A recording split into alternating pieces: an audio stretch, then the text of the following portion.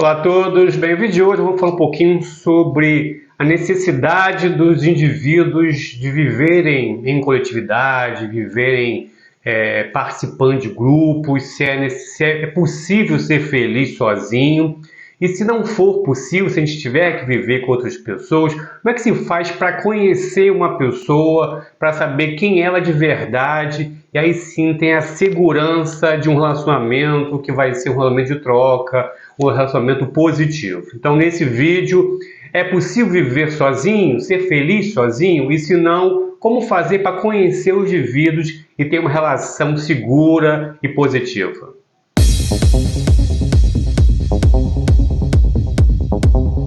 Bem, então vamos conversar um pouquinho sobre isso. Primeiro, se é possível viver sozinho, uma questão aí meio filosófica, meio existencial.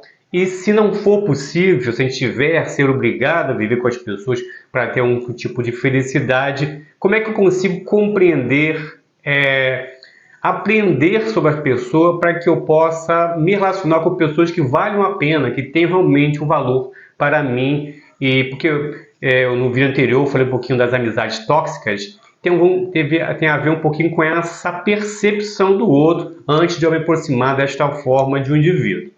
Mas antes, não esquece de dar aquele like maroto aqui no canal para dar uma força, se inscrever se não está inscrito, quem está se inscrevendo, está chegando, sejam bem-vindos, ativar notificações, né, para receber os próximos vídeos e aí ir propagando o canal e compartilhar, muito importante vocês compartilharem com os grupos, com as pessoas que vocês acham que esse conteúdo vai trazer algum tipo de colaboração nas questões emocionais e psicológicas, tá? Sempre lembrando que o objetivo do canal é conversar com vocês para trazer essa reflexão sobre questões emocionais, do dia a dia, das coisas que a gente enfrenta, ok? Então vamos lá. Primeiro é uma reflexão, a gente vai fazer uma reflexão rápida, se é possível ser feliz sozinho.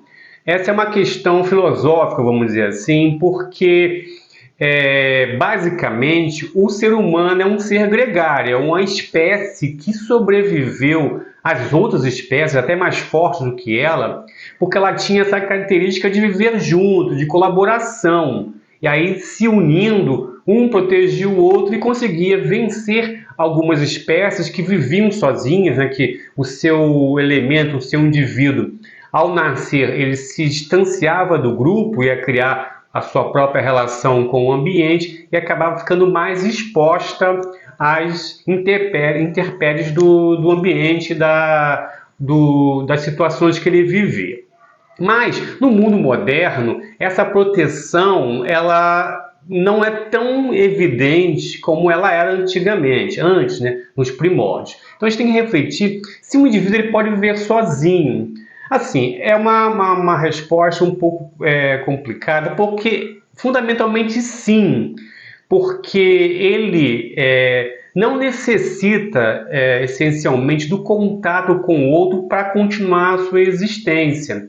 Eu vi um filme nesse final de semana que Agora Estamos Sozinhos, é uma coisa assim, que relata isso, né? As pessoas morreram, teve lá uma pandemia, uma questão que dizimou grande parte da população, e tinha um indivíduo que viveu, né? Foi o único que sobreviveu naquela cidade, estava vivendo sozinho ali, ele estava enterrava os mortos, limpava as casas e tal, e depois ele encontrou uma garota, né, que mostrava que tinha outras pessoas vivas, e ele falou assim, eu já vivia sozinho, mesmo com, acho que era 16 mil pessoas nessa cidade, eu já vivia sozinho, já era uma pessoa sozinha, então por isso que eu consigo viver desta maneira. Então, para ver como é que é possível essa possibilidade de você viver sozinho, se você tem uma construção, um equilíbrio com relação a você e a necessidade de contato com o outro. Mas também o contato com o outro também é muito importante. Então, não é uma resposta definitiva se é possível ou não viver sozinho. Isso depende de cada elemento. Mas agora vamos para o outro ponto.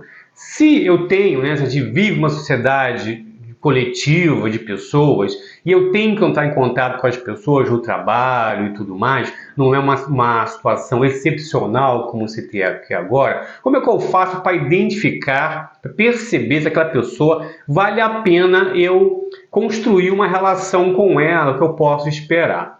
E o primeiro ponto é o seguinte: eu tenho que perceber como é que essa pessoa ela se comporta em momentos de estresse. Tá? Não os momentos de estresse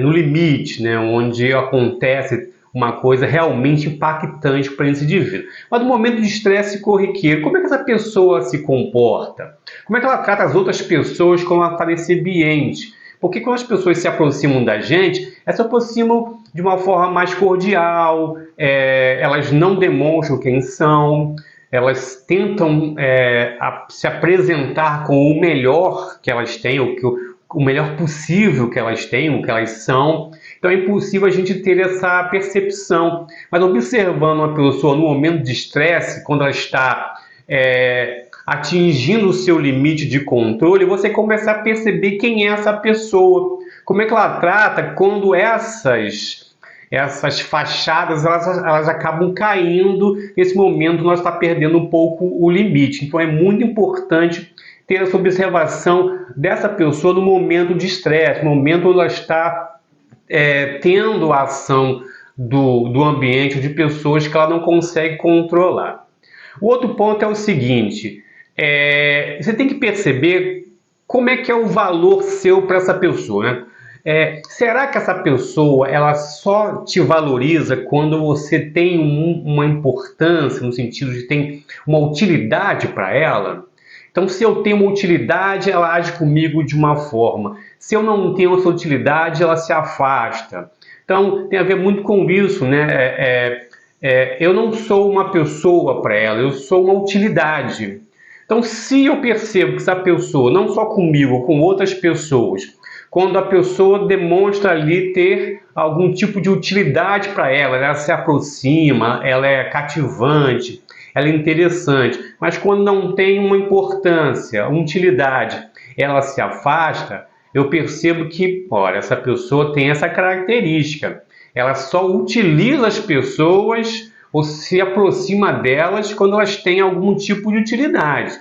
Quando não tem, ela sai fora. Então, talvez não deva ser uma pessoa que vai fazer parte do seu rol de amigos, de pessoas mais próximas. Então, essa observação de como esse indivíduo trata os outros, se ele trata só, né, dependendo da utilidade que essa pessoa vai trazer para ele, então já é um ponto que tem que ser considerado. Outra coisa tem a ver com como essa pessoa ela vê você quando você não está presente. Então é a famosa pessoa que está com você, está na sua presença, te faz elogios, te enaltece e tudo mais, mas quando você ouve de outras pessoas que essa pessoa está falando mal de você. Então, na realidade, como é que essa pessoa, quando ela se afasta do indivíduo, e qual é a visão que ela tem desse indivíduo quando está afastado dele?